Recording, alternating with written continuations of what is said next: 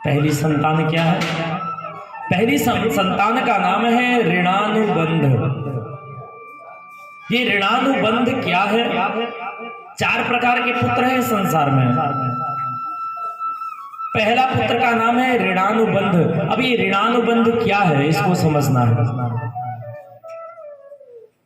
पूर्व जन्म का कोई ऐसा जीव जिससे आपने ऋण लिया है, उधार लिया है। जैसे इसी संसार में हम हैं, हमने उधार लिया और बिना उधार चुकता किए हम चले गए संसार छोड़कर,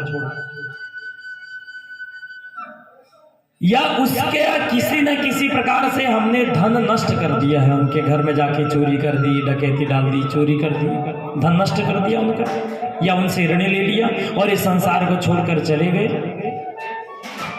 तो जिससे ऋण लिया है, अब वो ऋण कैसे मांगे भाई?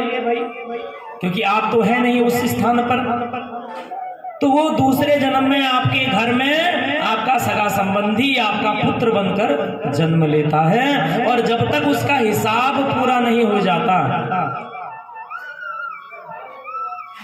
तब तक वो आपके घर में रहता है। किसी भी अवस्था में रह सकता, किसी भी स्थिति में रह सकता है, बीमारी अवस्था में भी आ सकता है।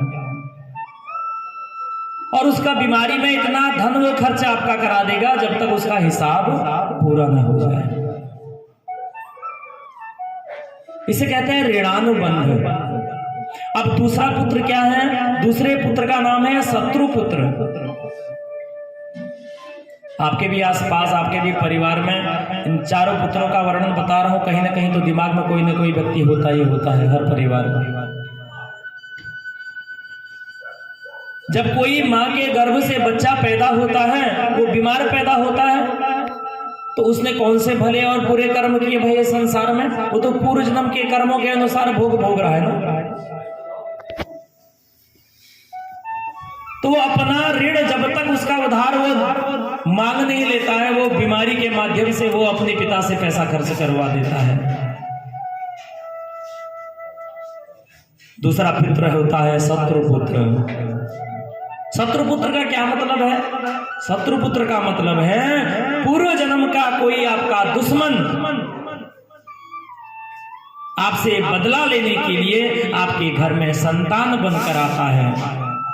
किसी से हमने दुश्मनी कर ली और दुश्मनी में मित्रता हुई नहीं और इस संसार को छोड़कर चले गए। जब छोड़कर चले गए तो वो